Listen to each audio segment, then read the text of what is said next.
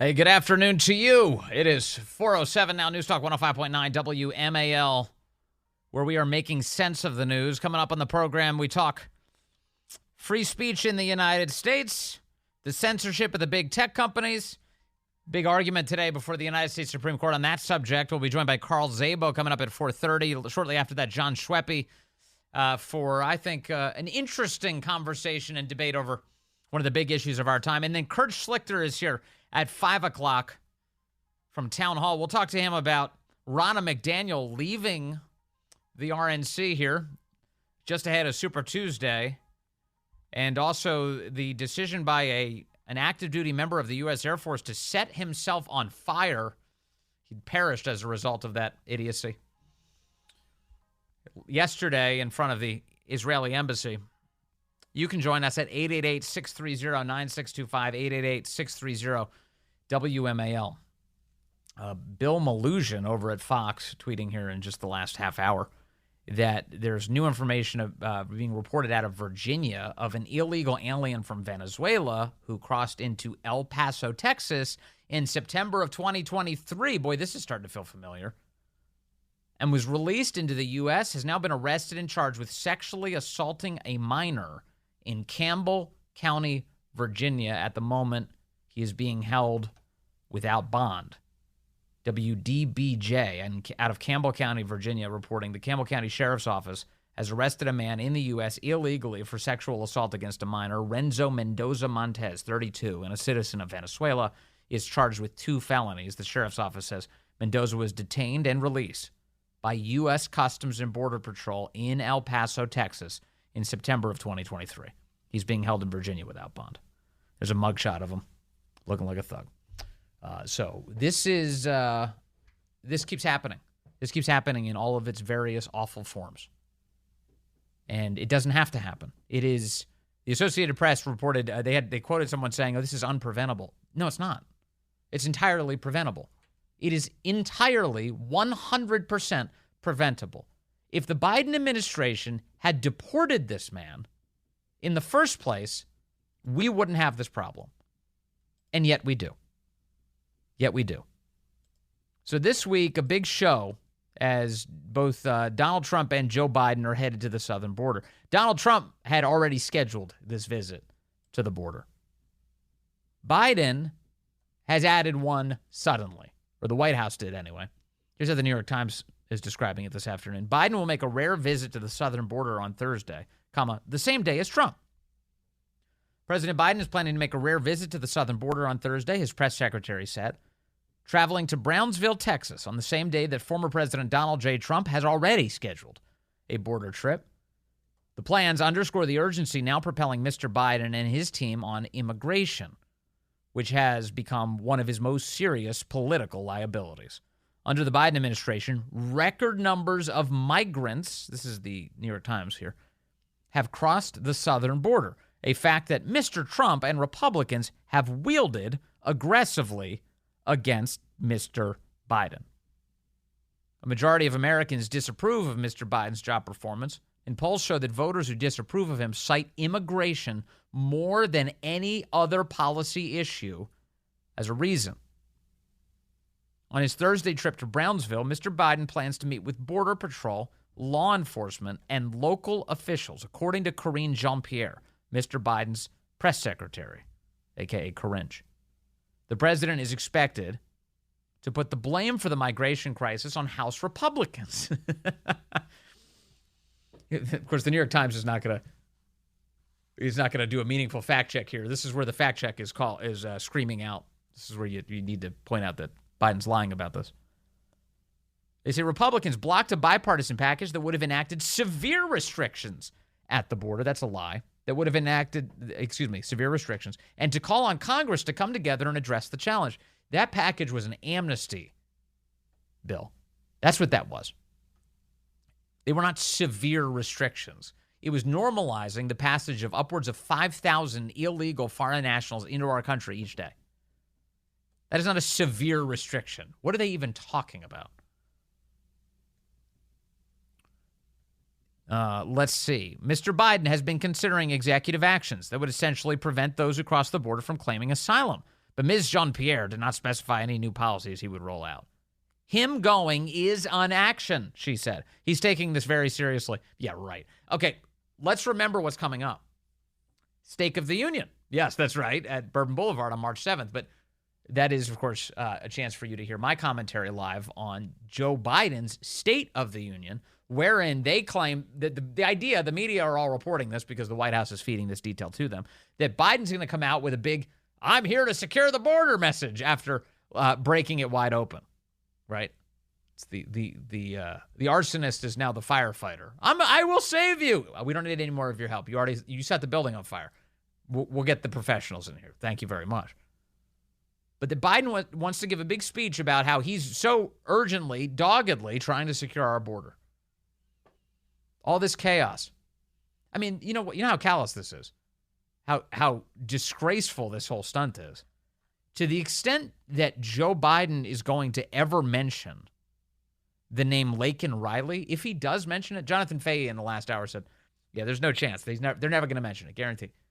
If he does, how much you want to bet he tries to stick Republicans with the blame? That it's somehow Republicans' fault that Laken Riley was just murdered by an illegal immigrant who was in U.S. government custody and then subsequently New York Police Department custody and then just released into the public multiple times. How much you want to bet? And so Corinne says Biden is taking this very seriously. And so there's two things that the White House are trying to accomplish here.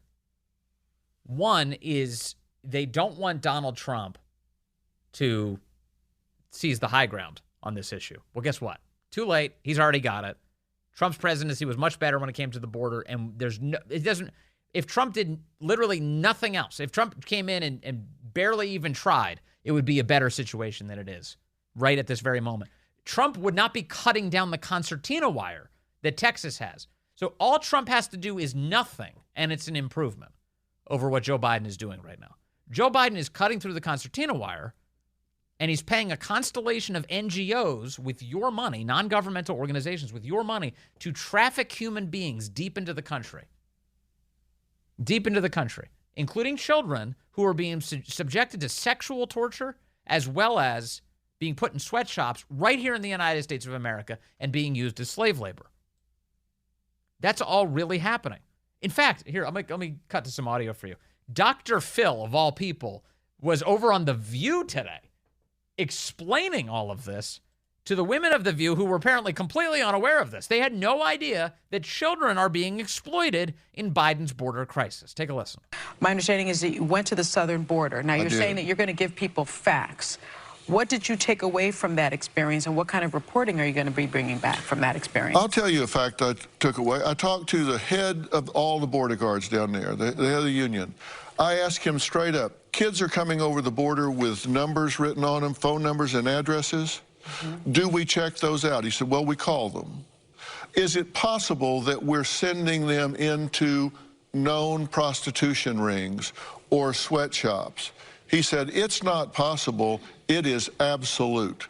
We are using American tax dollars to ship children into known prostitution and sweatshops. Okay, let me just pause up for a moment. Just think about how mind-blowing this is for the audience at The View. The people who are sitting, they're not even reacting. Do you hear the silence in there? They're not saying a word. And here is this Dr. Phil character blowing up their entire worldview before their very eyes. Now, does that go anywhere from there? Is there any moment at which you pause and you're like, oh my God, maybe I was wrong. Maybe I shouldn't be supporting this lunatic in the White House. Maybe I shouldn't reflexively believe every word that comes out of the mouths of the women of The View. I don't know. I would think you would have woken up to that a while ago. So maybe all hope is lost. Maybe there's no chance here for the audience members of The View. But Dr. Phil's laying it out. He's saying your tax dollars are funding prostitution, sex trafficking of children, and sweatshops right here in the U.S. of A. That's happening right now. And you can tell the ladies that are sitting at the desk, they don't even know how to process this. All they know is danger, danger. This is trouble. This is trouble for Biden. Is it possible that we're sending them into known prostitution rings or sweatshops? He said, it's not possible. It is absolute. we are using American tax dollars to ship children into known prostitution and sweatshops. Some children. Well, who knows? Okay. What a weird defense. Well, it's not all the children that are being forced into prostitution. It's not all of the children who are working in sweatshops. You've got to give Biden some credit there. Okay. We don't know. I said, are you... So what kind of checking do they do? So They call the number and say, do you know about this child? They say, yes. Will you receive them when they come? Yes. I said, is it possible that that's a prostitution ring? He said, we know enough to know that in a number of cases, it has turned out to be absolute sex ring. It has turned out to be an absolute sweatshop. I said, how is this possible? Well, what do they do? He said, it is happening. What do they do then if they know that that's happening? Where is the U.S. Attorney's Office? Where is the... Damn good question. Damn good question. They're letting it happen is the answer to that question. They're just letting it happen. It's a total disgrace. So Biden goes to Brownsville this week to try and play catch up with Donald Trump. Donald Trump is visiting Eagle Pass in Texas Thursday, and he will deliver remarks during that border trip. I assume Mr. Biden is going to try to give his own remarks. That'll be a useful comparison for the American voter. Who's more lucid? Who's more with it? Who's on top of it? Who's actually on the right side of this issue? Biden will lie about his positions. Trump does have the high ground on this issue because it's the common sense ground to occupy. We should have a border, and we shouldn't have illegal foreign nationals pouring across it. We shouldn't have people being murdered while they're jogging. We shouldn't have children being sexually assaulted. We shouldn't have kids being sent to into sex slavery or into hard labor, sweatshops here in the United States. That shouldn't be happening. And, of course, you get like crazy perfect people like, Senator Chris Murphy thinks that they can outmaneuver Trump and the Republicans. Oh, it's actually the Republicans who opened our border. What are you talking about? Let's take some calls here. I've got Jim calling in from the Solomon Islands here on line 1. Jim, good afternoon. You're on the Vince Coglianese Show. Hi, Vince. One thing that's really bugged the heck out of me is all these people, illegal aliens coming across. When you look at the media coverage on them, they're always talking about the NGOs take over and they are partial distributing them throughout the country and so on and so forth. Right. But then it seems like there's an embargo on going any farther than that. And by that, I mean, I want to know specifically who these NGOs are. What are their names? Mm-hmm. I want them named. I want them shamed. I want the heat brought down on these people. I want to see their books. I want to know where they're getting their money from. Is this taxpayer money being found through the State Department? What is going on? That you don't ever hear a discussion. Now, I know some of these are faith-based, and they're becoming useful idiots for these people. But these people need to be named and shamed. Well, we've mentioned them. Yeah, you're right, Jim. I've mentioned them relentlessly here, and I'll just to reiterate for you some of the organizations. And the big one is Catholic Charities, which I am ashamed to say. But Catholic Charities has been involved in a massive human trafficking operation into the United States. Jewish Family Services is one of the other big ones. And the third big one that gets a lot of attention, Lutheran Immigration and Refugee Service. They're all involved in massive human trafficking operations paid for by American taxpayers that are enabling the cartels to continue to carry out these horrors. And I realize that to the extent that they'll summon excuses is that this is the empathetic thing to do. This is the thing to take care of people who are struggling. They come into our country. You are enabling the destruction of so many of these people. Whatever your starter intentions were, boy, you're a part of something truly atrocious right now. And they should stop. And we should stop them, Jim. I'm a cradle Catholic. And this has been going on for decades now, using faith-based charities to carry out all sorts of horrendous things, using this, the philosophy that you just alluded to. They are using them like useful idiots. But I would also like to know, give me how much money per person are they pocketing on this? It's a good question. I don't know off the top of my head, but we're talking a very big number. It's not small at all. We're talking a lot of money. And in fact, the Congress is trying to push more money out the door. That's what that was part of that effort, that bipartisan bill, to give them more money to human traffic more foreign nationals illegally into our country. It's totally crazy. Jim, thank you. It's a super important point. And, any actual legislative fix would involve defunding these groups and saying, no, you can't do that anymore, obviously. On that issue of the faith-based NGOs, religious non-governmental organizations that are receiving billions of dollars, truly billions of dollars, from U.S. taxpayers in order to assist human trafficking foreign nationals deep into our country, including into horrific outcomes, whether it's actual criminals being brought into the country who then commit heinous crimes in our communities, or the children who are being trafficked for sexual slavery, for labor slavery.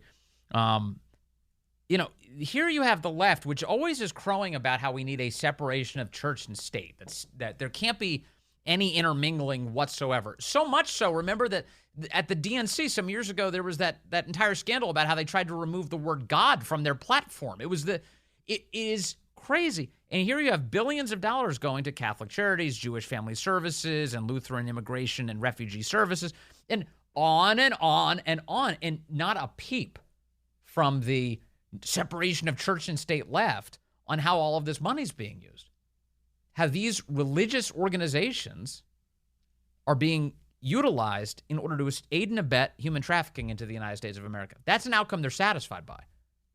Totally satisfied by. So why would they, raise an eyebrow at all to this arrangement? It's crazy to me. Now, by the way, just let me add the caveat that Catholic Charities, outside of this particular mission, which is obviously sending a lot of money to them, has been an amazing charity for serving people in our own country, communities, feeding people, clothing them, taking care of them right here in America. But when it gets all twisted up and used, exploited in order to be a part of a human trafficking operation, well, then you've got problems, and we shouldn't do that. We really shouldn't. It's bad for our country. It's also 4:29 here on WMAL.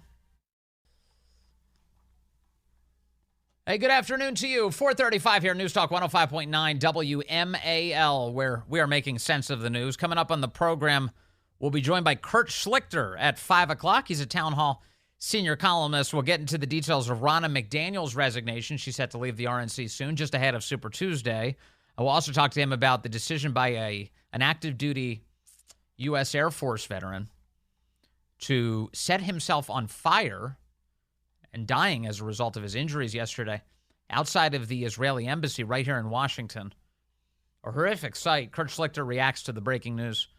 And you can join us at 888-630-9625, 888-630-WMAL. All right. A lot of questions about how we manage, how we, retain civil society when the major means of communication in our country have become so distorted by a lot of censorship.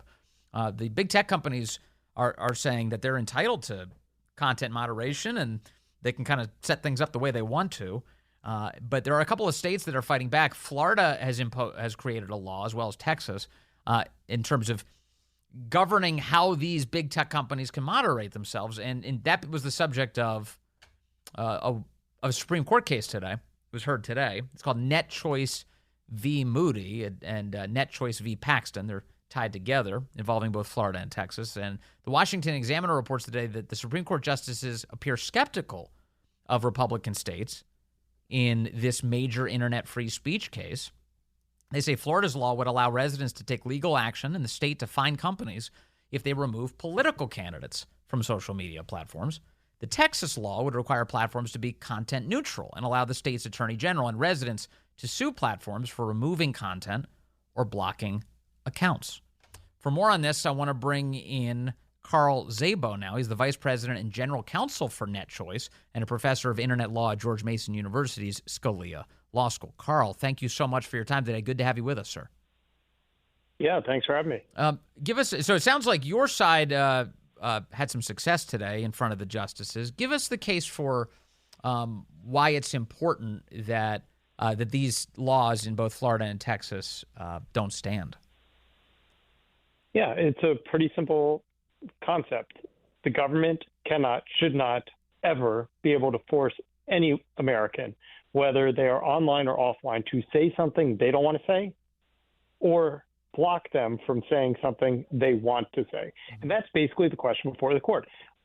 Do online businesses, in this case, social media platforms as small as Rumble, for example, including Etsy, retain the right to decide what type of content is appropriate for their businesses, for their advertisers, and for their customers? Or can the government come in and force them to host content that they never want to be associated with, they don't even want to discuss?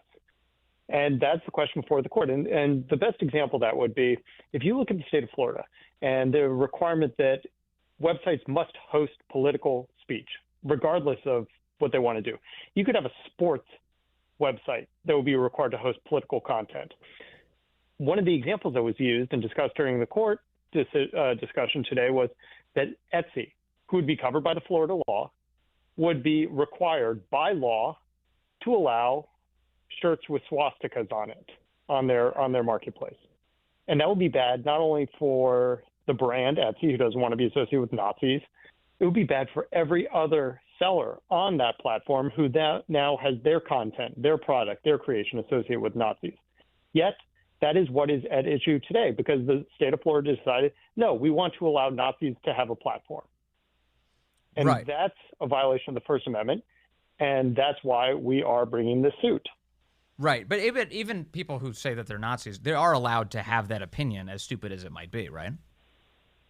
Oh, 100%. They are allowed to have that opinion. I am just not required to host them on my site, just like I'm not required to buy a business, open up a discussion center, and allow anyone and everyone to speak, even if I consider their speech completely vile, to talk. And one of the other simpler analogies is, we're coming up on campaign season. A lot of front yard signs are coming out. Well, should a politician be allowed to just put their sign in my front yard, even if I don't like the politician, even if I don't support the politician, or even if I don't support that political issue? Of course not. So why should it be any different for a private business? Right. Why should it be any different for a private business online? But I guess a lot of this revolves around, of course, the public interest here, because my front yard is not in everyone's front yard, right? Whereas these social media companies have an immense amount of power to both inform and to conceal to the American voter. And we learned that in very real terms, especially with the Hunter Biden laptop saga in 2020. And if you have, for instance, in the case of political candidates, like right here on this radio station, as we near an election, we have equal time obligations. If we allow a candidate to be on, we also have an obligation to allow their opponent to be on under similar circumstances. Should there not be a similar requirement for the biggest communications platforms in our countries that very much do affect what the voters even know about their elections? Yeah, there's a lot to unpack there. So let me start at the end and move backwards. The radio is treated substantially different from almost any other medium, except for maybe broadcast television. And that was decided back in the 70s in a case called Red Line. That's because of the limited scarcity of spectrum allocation, basically the airwaves they use to transmit radio. So newspapers, for example, are not subject to the same requirements. Cable companies are not subject to the same requirements. But because TV and radio is limited, they were able to kind of do an end run around the First Amendment. When it comes to the internet is everything but limited. If you don't like what's going on Facebook, you can go to YouTube. If you don't like YouTube, you go to X. If you don't like X, you go to Rumble. If you don't like Rumble, you go to True Social, and on and on and on and on. So the choice and competition is fierce. Now, going back to the first half of that question, which centers on the right of businesses to decide what's best for their users and their customers with respect to the Hunter Biden laptop story. So that's an issue that hits me directly. I was part of the group of people who were part of that first tranche of emails dumped by Matt Taibbi, where NetChoice was warning X, or Twitter at the time, that people on the Hill were hopping mad. But that is exactly why we have to win this case at the U.S. Supreme Court. Because what you saw with Twitter and the Hunter Biden laptop was government coercion, was the government coming in and trying to censor speech. And that was because the Biden administration does not believe the First Amendment necessarily applies to social media platforms.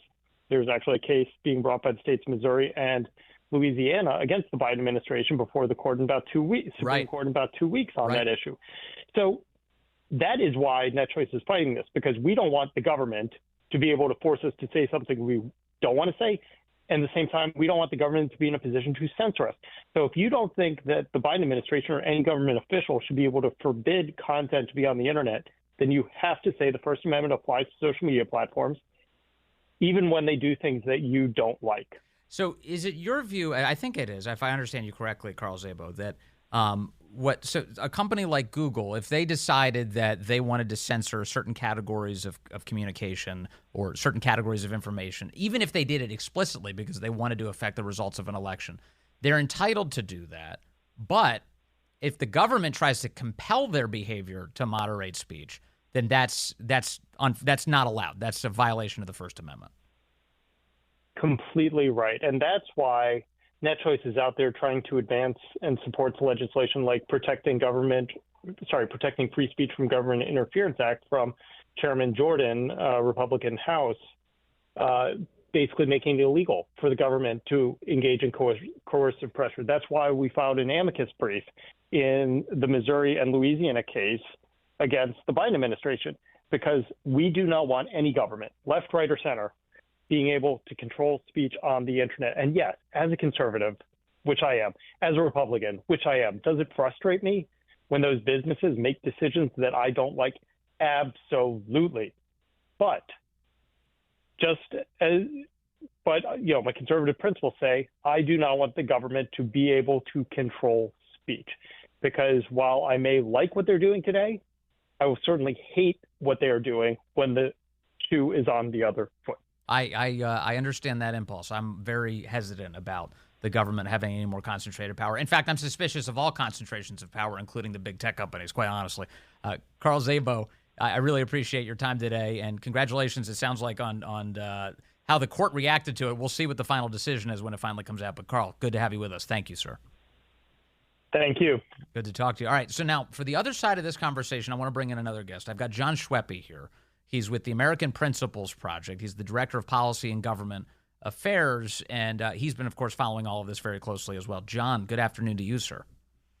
Hey, Vince, how's it going? It's going well. So I just had Carl Szabo on. We talked. He's from NetChoice, so obviously he's an inherent interest in this case.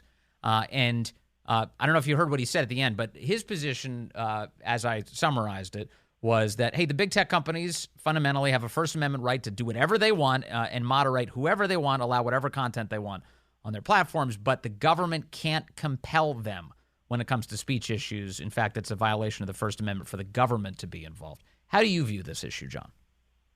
Well, I certainly respect that NetChoice is going for really all of it with their argument here. They want to make the argument, and they did today during oral arguments, that content moderation, that censorship is so-called editorial discretion, and that's protected by the First Amendment.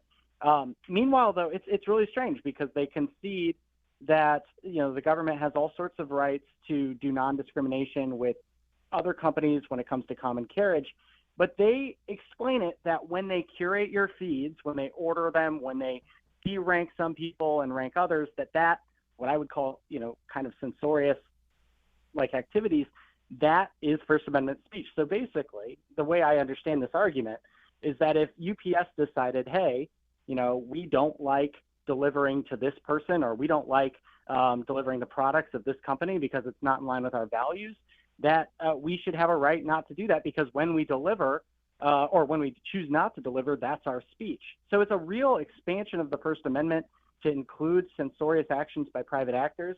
And, there was a lot of skepticism, even from some of the left-leaning justices, about this theory. It does sound strange to say censorship is protected by the First Amendment.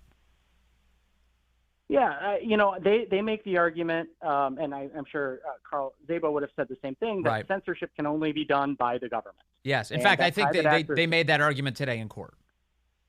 Correct. And look, I think that's an interesting idea, but the reality here is that we know what happened in 2020, and, that these tech companies were able to censor quite a bit and affect the outcome of an election.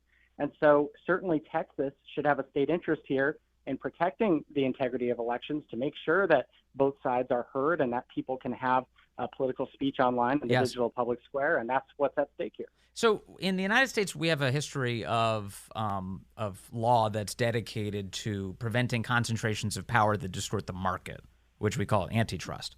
But when it comes to speech, it does feel like we're entering some novel territory, because you have companies like Google that, despite the fact that other search engines exist, the reality is that most people don't use them. And in fact, well over 90% of all users of the internet use Google to establish what is true and what's not. And as a result, that does have a very distorting effect on the country.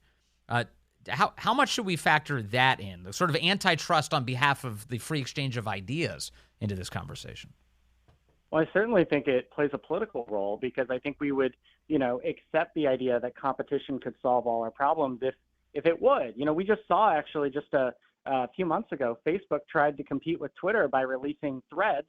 They poured, hundreds of millions, probably billions of dollars behind trying to make that product work, and it didn't. Why? Because Twitter has market dominance when it comes to that type of product. Right. And, we heard things today at the court that are really concerning about how the companies think, even Gmail, that Google should have the right to filter through your emails, delete emails, and that's a form of speech. I mean, this is just kind of crazy. And, if they're going to get this kind of carte blanche, First Amendment exception to do whatever they want, I mean, this can go in really dangerous directions really quickly. Yeah, I mean, look, there's a kind of a good example of how out of control some of these dominant tech companies can become this week, as we're watching all of the discussion around this Google artificial intelligence called Gemini, where people are asking it basic questions like, show me a Viking from this century, and then it shows you some random, blue-haired person of color. It doesn't have anything to do with actual history, and it's distorting all things. I saw somebody said, "I'm proud to be white." They tweeted that, or they posted that to the Google Gemini, and the Google Gemini scolded them and says, "You're not allowed to say that." And then they said, "I'm proud to be black," and they're like, "Good for you. You should be proud." It was like, it's so crazy, and it kind of gets to the guts of how distorting some of these companies are becoming. Yeah, and you point out, right now there's a lot of competition in AI between different companies, but what happened with search? Eventually it all consolidated behind Google, and now Google's the most powerful search engine in the world. We probably will see kind of a singularity when it comes to AI. And ultimately, what kind of effect is that going to have if AI decides what we can say, what we can do? Yeah. So, I think this case really it's not an exaggeration. This is probably one of the most important First Amendment cases of our lifetime, and it'll be really interesting to see how the court comes down. So if in the end the court says, hey, these state laws don't work, they're too, they trample upon, as the kind of the claim was today, the First Amendment rights of these big tech companies. But if they come out later this year and say, hey, in that Missouri v. Biden case, or whatever the title of that case is now, the government cannot be involved in all this meddling, all of these First Amendment violations, will you be pleased do you think we're heading in the right direction? That would scare me, because I think that basically gives the Soros folks a blueprint for how to censor effectively. It's to go through private actors only and to leave the government out of it. But as we know, progressivism kind of has this understanding of what its goals are. Yeah. People acting independently can still get to the same place. So I would say that's a concern. And, I will say, though, NetChoice kind of giving us an out here, because they are admitting this editorial discretion. For a long time, these folks argued that they weren't, newspapers. Now they're arguing they are. And I think that actually opens up Section 230. So if this goes against us, I could see more litigation coming soon. Well, that's critical, right? Because the idea that under Section 230 is like, hey, we're basically the phone company. We're not getting involved in any content. Don't hold us accountable. And now they're saying, well, we are entitled to make content decisions. So as a result, that does open them up to litigation, correct? Yeah, and political blowback, because ultimately, the argument that they've been, these conduits has been critical to why we are keeping 230 to begin with, why we immunize these folks from civil liability. And, if they are newspapers, then they should be responsible for all the posts that they so-called curate. Yeah, fascinating. All right, John Schweppe, thank you. Good conversation with both you and Carl Szabo today. Really appreciate that. Okay, let's go to the phones. Line 3 is where we find Tom in Annandale right now. Tom, good afternoon. You're on the Vince Coglianese Show. Hello, sir. Tom, you there, brother? Tom's been waiting a little bit, so I don't mind that he stepped away from the phone. I might do the same thing. Tom, any chance? All right, that's Tom. Hey, Tom wanted to call about the illegal immigration crisis and how we need Trump back. And I think he's right about that. Do you agree with that? I think he's right about that. We need Trump back. We need something. We don't need Biden. That's for sure. In fact, on the the death of that University of Georgia nursing student, Laken Riley. I've got a pair of statements for you. I've got reaction from Donald Trump today. He's released a statement on this. It's characteristic of Trump. Also, the White House has released a statement on Laken Hope Riley. So it didn't take. Jonathan Fahey thought they would never say her name. They are saying her name in the form of a written statement. I'll share that with you in a moment, and you tell me whether or not you think if it's anywhere close to enough. Coming up.